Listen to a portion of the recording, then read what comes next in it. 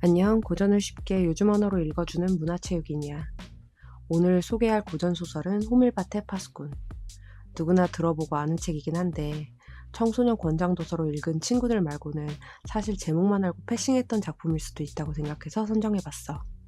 일단 제목 자체만 보면 약간 지루하겠거니 의뢰 짐작하잖아.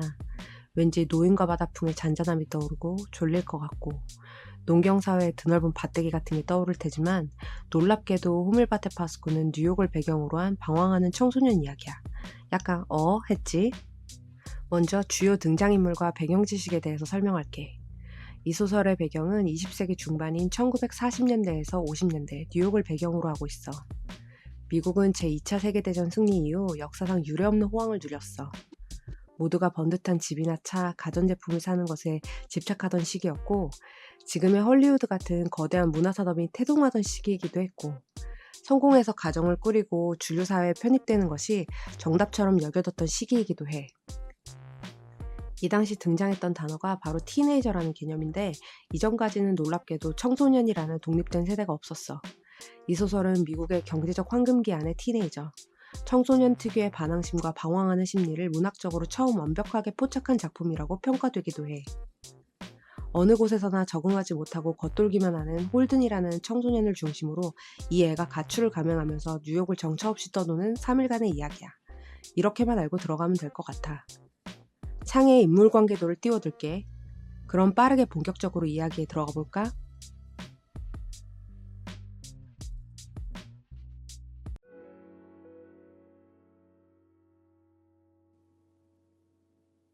홀든 콜필드는 16살 소년이고 이 소설의 화자야. 홀든은 펜시 고등학교에서 퇴학을 당하게 됐는데 이번이 벌써 네 번째 퇴학이야. 이번 퇴학 사유는 미달된 성적 때문이고 이미 퇴학이 결정되었어. 홀든은 이 학교의 모든 게 마음에 안 들었지만 그나마 괜찮다고 생각한 사람이 늙고 노쇠한 역사 선생님이었는데 마지막 인사를 드리러 갔더니 선생은 지독한 독감에 걸려 있었어. 노인 특유의 냄새와 아픈 모습을 보면서 왠지 모를 우울함과 거부감이 동시에 일어나게 되는데 선생은 인생은 게임이고 규칙에 따라 플레이해야 한다 같은 고리타분한 조언을 해. 홀드는 겉으로는 네네 하지만 강자들한테나 게임이지 나 같은 놈한테 뭔 놈의 게임이람 하면서 냉소적인 반응을 보이게 되고 역시 어른들은 자신을 이해하지 못한다고 느껴. 뿐만 아니라 이번 학교에서도 홀드는 기숙사에서 지내면서 친구들과도 잘 어울리질 못했어. 홀든이 볼 때 친구들도 학교 선생님들도 하나같이 다 머저리 같아. 홀든과 갈등을 빚은 친구들 몇몇을 살펴볼게. 홀든 옆방에 사는 로버트 에클리란 녀석인데 얘는 한마디로 불결하고 무례한 놈이야.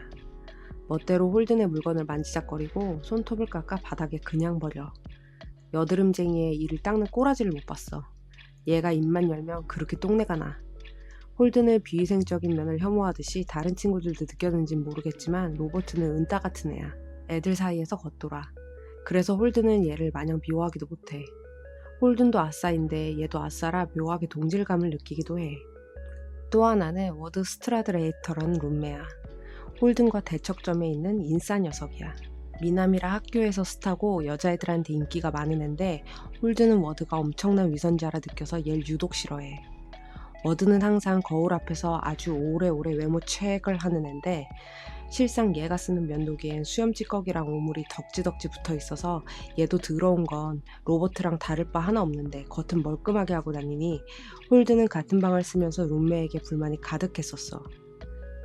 이런 워드가 여자애들한테 찬양을 한 몸에 받는 게 그게 또 그렇게 안 이꼽게 느껴져서 홀든에게 워드란 질투와 동시에 경멸의 대상인 거야. 그래서 홀드는 워드를 시크릿 러븐, 즉 비밀스러운 지저분한 놈이라고 정의 내려. 이런 점들이 이 애를 은은하게 돌게 만들었고 인간관계가 신물나고 역겹다고 느끼게 되는 요소가 돼.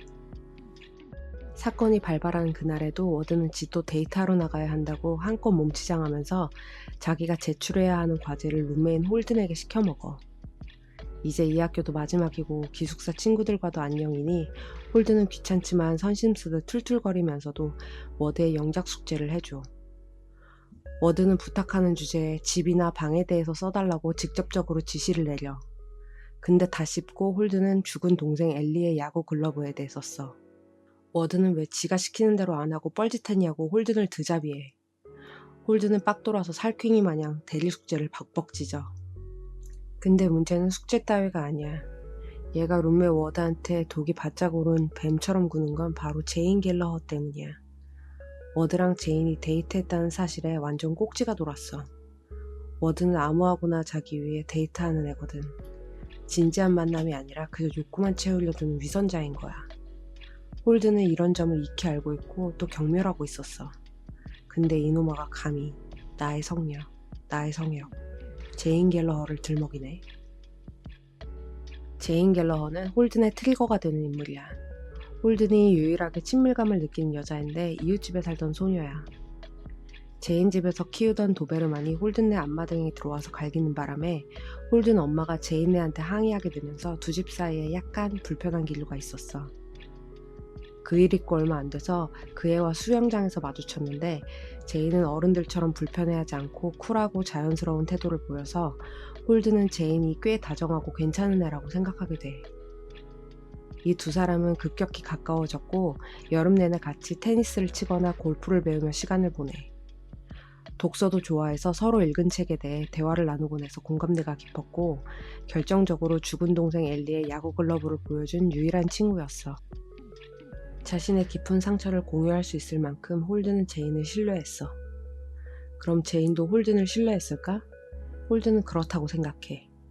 제인은 알코올 중독자 의붓아버지 때문에 고통받게 되는데 다른 누구도 아닌 홀든 옆에서 눈물을 보여. 그리고 체스를 둘 때 킹을 뒷줄에 세워두는 자신의 독특한 습관을 홀든이 지켜보도록 내버려둬. 방어적이고 섬세한 성향을 홀든 앞에서 굳이 숨기지 않는 아이인 거야. 적어도 홀든 쪽에서는 제인과 정서적으로 완전히 연결된 상태라 느껴. 하지만 홀든이 잦은 퇴학 문제로 멀리 떨어진 기숙사를 전전하게 되면서 물리적으로 제인과 멀어지게 돼. 하지만 홀든의 마음속에 제인은 여전히 가장 친한 친구야.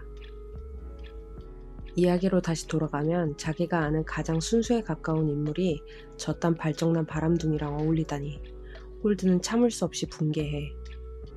워드는 여자애들을 감언이설로 꼬드겨 주로 차 안에서 욕구를 채우던 앤데 홀드는 워드에게 제인도 차에 끌어들였냐고 직접적으로 질문을 던져. 워드는 부정도 긍정도 하지 않았고 실룩실룩 거만하게 굴어. 홀든 딥박. 주제를 모르고 주먹을 날려버려. 하지만 계란으로 바위치듯 어설픈 선빵. 흐물흐물해져서 역공당하고 워드의 불주먹 한 방에 그냥 나가떨어져. 얘는 이렇게 민감하고 예민하고 호전적인 부분이 다분한 아이인데 성질머리와는 별개로 싸움을 더럽게 못해. 사실 못하는 이유는 따로 있는데 나중에 후술할게. 키는 185 정도로 훌쩍 큰데 말라 비틀어져서 체력이 안 되는 것도 있어. 근데 웃긴 건 또 오뚜기처럼 일어나 지 갈 길 가. 뭐 그런 애야 홀드는. 불굴의 의지 같은 게 좀 있어. 깝치다가도 참교육 당하면 좀 빌빌거릴 법한데 얘는 안 그래. 그래서 호전적이라 한 거야. 라이커 칙, 라이커 살쾡이. 후에 서술하게 되는 과거 회상시를 보면 좀 더 소심한 쪽에 가까웠지만 이제 퇴학도 당했겠다 배는 게 없는 상태라 그런지 독이 잔뜩 올라서인지 여튼 이때부터 계속 호전적인 모습을 보이고 쉽게 굴복하지 않아. 원래는 학기가 끝나는 크리스마스 휴가 직전에 학교를 나와야 하는 상황이었어. 근데 워드 때문에 빡 돌아서 더는 기숙사에 있을 수 없게 됐고 씩씩거리면서 예정보다 학교를 일찍 떠나게 돼. 자기가 제압당하고 처맞는 걸 목격한 옆방 아싸 로버트 에클리한테조차 위로받지 못해. 홀드는 너무 서럽고 환멸을 느끼면서 충동적으로 한밤중에 짐 싸서 기숙사를 나서 조기 탈출하게 된 거야. 홀드는 퇴학 통지서가 부모님께 배달돼서 집안이 발칵 뒤집히기 전에 며칠간의 여유 시간을 좀 벌고 싶었어. 그래서 방학이 시작되기 전까지 한 3일간 뉴욕에서 숨어 지낼 계획을 이제 막 궁리하기 시작해. 부모님한테 뚜까 맞기 전까지 자유를 얻고 싶었던 거야. 우리는 그걸 자유라 쓰고 비행이라 읽는다. 일단 무작정 뉴욕행 열차에 올라탔는데 꽤나 호감적이고 세련된 중년 여성이 옆자리에 앉게 돼. 모로 부인이라는 여성인데 우연치 않게도 학교에서 제일 가는 왕재순의 엄마였네. 홀드는 본명을 밝히기 싫어서 학교 청소부 루돌프의 이름을 대. 홀드는 모로 부인이 듣고 싶어하는 이야기가 뭔지 잘 알기에 그 천하의 망나니 아들놈에 대해 아주 인기가 많고 겸손하고 양보도 잘하는 훌륭한 학생이라고 하이킥 교장 선생님처럼 반어법을 구사하는데 아주 그냥 입에서 거짓말이 술술 나와. 부인이 학기 중에 나온 홀든을 이상하게 여기자 자긴 뇌종양 수술을 받으러 가는 길이라고 거짓말도 덧붙여. 거기에다 친구 엄마한테 담배도 권하고 칵테일도 한잔 할래요? 요지랄하고. 근데 너그러운 부인은 그저 예의 있게 거절해. 이때부터 본격적으로 홀드는 허언증 모드를 갈아 끼고 제멋대로 뉴욕을 쏘다녀. 어른인 척 행세하며 허세까지 부리는데 이게 찐어른 입장에서 보면 참말로 못 볼 꼴이잖아. 3년만 지나도 흑역사일 텐데 홀드는 3년치 흑역사를 단 3일 만에 써내려가. 여전히 도끼가 바짝 올랐고 그러면서도 불안정해하고 외로워서 누군가는 만나야 되겠고 대화할 상대를 찾아 나서지만 어른 행세를 하는 아이를 그 누구도 진지하게 상대해주지 않아. 이야기로 돌아가서 일단 홀드는 펜실베니아역에서 내리긴 했어. 누군가에게 전화를 걸고 싶어서 전화부스 앞에서 서성거리지만 20분 동안 생각해봐도 아무에게도 전화 걸지 못해. 사실 홀드는 제인에게 전화를 걸고 싶었어.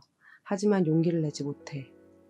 계획도 없고 친구도 없고 아무도 자기를 반기지 않을 거라는 걸 잘 아는 거야. 이 장면이 좀 많이 처연해. 홀드는 일단 택시를 잡았다.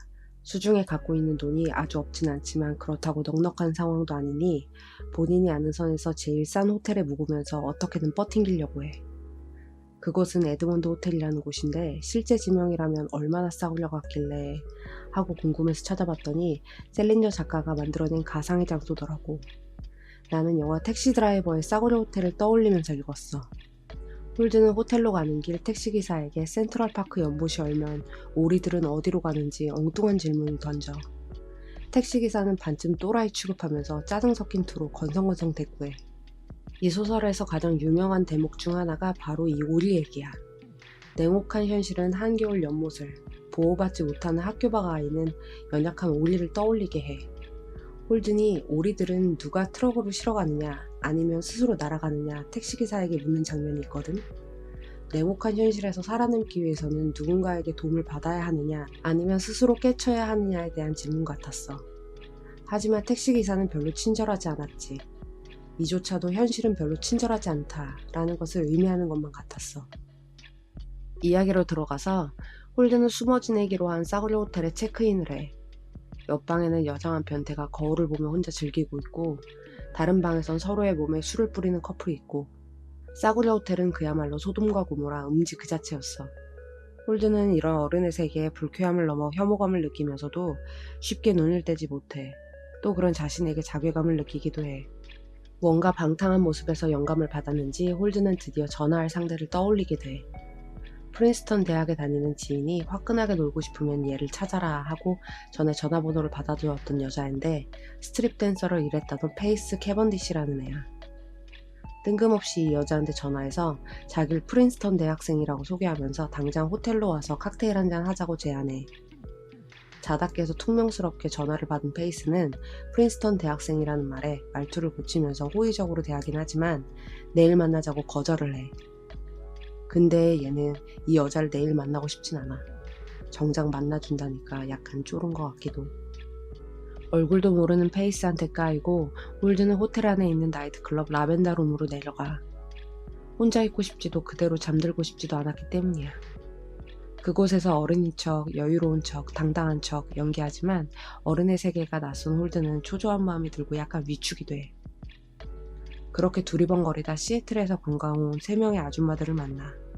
버니스, 마티, 라번이라는 여자들인데 이 사람들은 유명 연예인을 구경하기 위해 이곳에 들른 거였어. 한마디로 관광객 티 팍팍 내는 별로 매력적이지 않은 무리였는데 홀든이 걸어오는 시시콜콜한 말들에 대답 정도는 해주지만 딱 봐도 어려 보이니 애송이 취급하면서 비웃어. 그도 그럴 것이 얘가 16살이잖아. 술을 주문하려다가 바텐더가 거절하는 걸 이 아줌니들한테 들킨 거야. 홀드는 비웃음을 당하는 와중에도 관광객들과 어울리고 싶어서 같이 춤을 추자고 지분거려.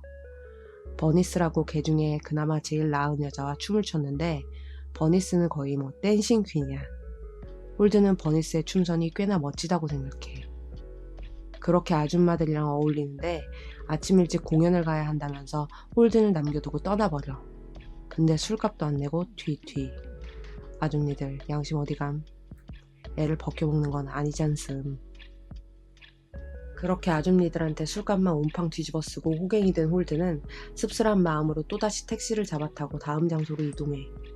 근데 이노마가 택시 안에서 또 오리 얘기를 들먹거려. 전에 택시기사와는 달리 이번 기사 아저씨는 홀든의 오리 얘기는 싹무시하고 대신 물고기 걱정이나 하라며 호통을 쳐.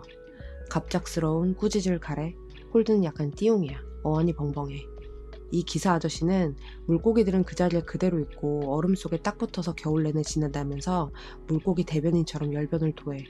홀든이 그런 물고기들은 꽝꽝한 얼음 속에서 어떻게 먹고 사냐고 물으니까 아저씨는 물고기는 몸 자체가 영양분을 흡수하도록 설계되어 있고 그게 자연의 법칙이라는 해괴한 주장을 펼쳐. 이 말은 뭐냐면 물고기나 우리나 자연의 섭리대로 알아서 다 돌아가는데 넌 쓸데없이 뭘 그런 걸 묻냐? 라는 거야. 이 대화에서 기사 아저씨의 태도는 이전 기사들의 태도보다 훨씬 고압적이고 고집스러워.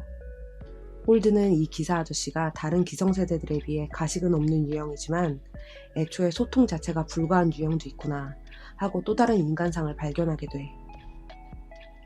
홀든이 다음으로 향한 곳은 어니스라는 피아노바였어. 그곳의 피아니스트 어니는 상당한 실력의 소유자인데 홀드는 어니의 연주 방식이나 태도가 마음에 들지 않아.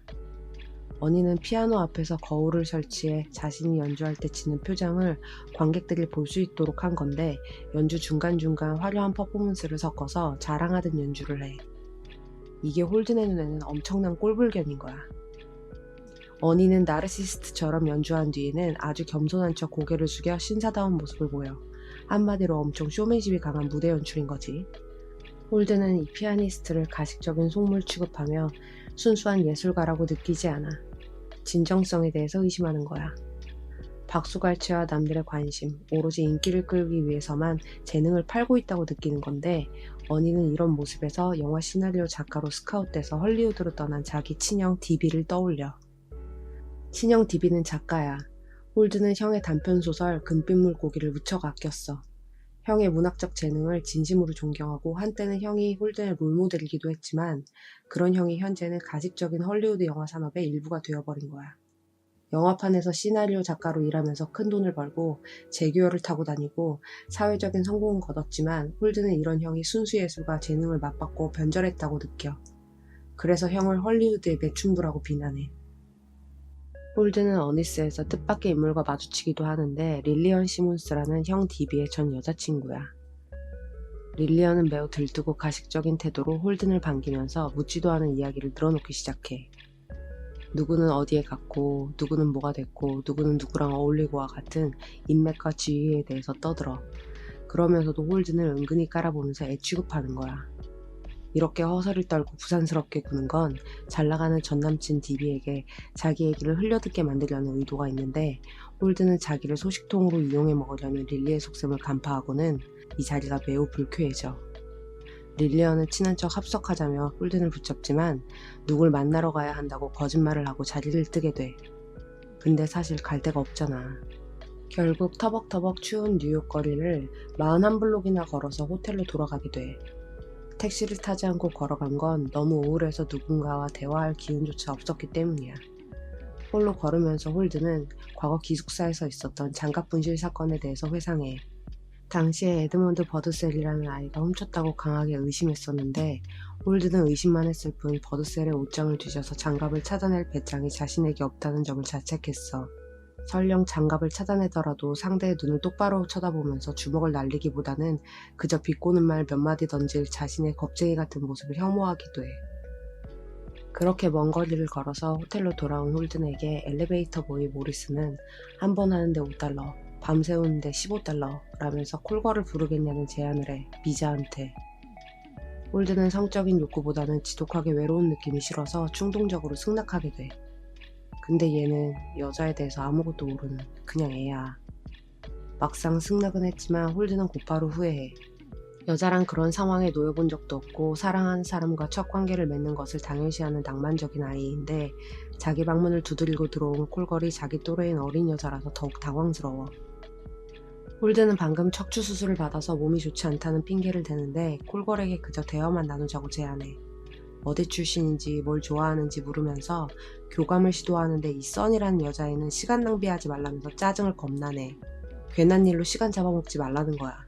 결국 아무것도 안 하고 홀드는 약속한 $5를 주고 써니를 내보내려고 해.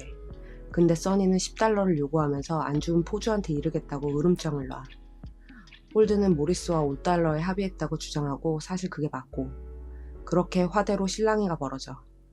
나가서 써니는 모리스를 데려오고 모리스는 $10가 맞다고 박바구겨. 홀드는 잔뜩 열받았어. 장가분실 사건 때처럼 겁쟁이로 보이지 않으려고 끝까지 돈을 더 내놓지 않겠다고 버텨. 근데 그게 되나? 얘는 싸움도 못하는 비실이잖아. 상대는 음지의 포주와 콜거리고. 살쾡이처럼 따지고 드는 홀든에게 모리스는 묵직한 피지컬로 위협을 가해. 그 사이 써니가 직접 $5를 홀든의 지갑에서 빼가. 홀든은 눈 돌아서 계속 대들어. 그러다 기숙사에서 워드에게 맞았던 것처럼 주먹 한 방에 나뒹굴어.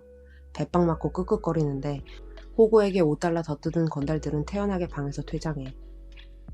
홀드는 비록 내가 피지컬은 잡밥일지 모르나 그들에게 순순히 굴복하진 않았다 하면서 어떻게든 정신승리하려 들어. 자신이 총을 맞은 영화 속 킬러인 양 복수하는 상상을 하면서 고통을 잊으려고 해. 그러다가도 창밖으로 뛰어내리고 싶다라는 충동이 일어나게 되는데, 그렇게 되면 자기 시체가 사람들의 구경거리가 될 거라고 상상하니 그건 또 싫은 거야. 홀드는 이른 아침 호텔을 빠져나와 체크아웃을 해. 지난밤 실랑이를 벌였던 건달들과 마주칠까봐 초조해 하는데 호텔은 아무 일도 없었다는 듯 쥐죽은 듯 고요하기만 해. 기차역으로 향한 홀드는 기차역 보관함에 짐꾸러미를 맡겨. 역에 있는 가니 샌드위치 가게에서 2명의 수녀님과 마주하게 되는데 그중 한 수녀가 교사라 홀드는 이들과 대화를 트기 위해 자신이 읽은 책 이야기를 꺼내. 그렇게 로미오와 줄리엣 이야기를 나눠. 홀드는 주인공 로미오보다 친구인 머큐시오의 죽음이 훨씬 더 슬펐다 말해. 머큐시오는 아무 잘못도 없는데 타인의 싸움에 휘말려 죽었기 때문이야. 이 장면에서는 무고한 존재가 희생되는 것에 극도로 민감하게 반응하는 홀든의 심리 상태가 나타나. 이건 과거의 일과 관련이 있는데 이후 챕터에서 상세히 다룰게. 이야기로 돌아와서 수녀가 헌금용 철제 가방을 애지중지 품에 안고 있는 것을 보고 연민을 느끼게 된 홀드는 수녀들에게 $10를 기부하게 돼. 너무 큰 돈이라 수녀들은 거절하지만 홀드는 괜찮다면서 수녀들을 안심시켜. 홀드는 기부를 통해서 처음으로 마음의 평온을 느껴. 가톨릭이란 종교 자체보다는 수녀들이 보여준 가식없는 헌신에 깊은 감명을 받게 돼. 이 아이가 꿈꾸는 순수한 세계가 실존할 수 있다는 희망을 잠시 보여주는 장면이야. 홀드는 사랑하는 여동생 피비의 크리스마스 선물을 구입하기 위해 레코드 가게에 들러 리틀 셜리 빈스라는 음반을 구매하기로 해. 이 노래는 앞니가 빠진 어린 소녀가 창피해서 집 밖으로 나오지 못한다는 내용의 다소 엉뚱하고 귀여운 노래야. 홀드는 이 노래를 부른 에스텔 플래처가 가식적이게 노래 부르지 않고 마치 어린아이처럼 자연스럽게 부른다는 점을 높게 사기도 해. 레코드를 사고 나오는 길에 홀드는 거리에서 한 가난한 가족을 보게 돼. 엄마와 걷고 있는 작은 소녀는 차도가를 걸으면서 노래를 흥얼거려. 호밀밭에 걸어오는 누군가를 잡는다면. 이 모습을 본 홀드는 순간적으로 기분이 훨씬 덜 우울해졌다고 느끼게 돼. 이 장면이 바로 이 소설의 모티브이자 타이틀 스토리야.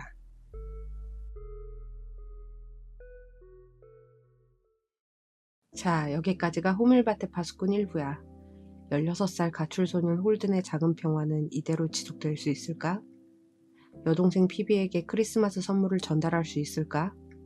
센트럴파크의 오리들은 어디로 가는 걸까?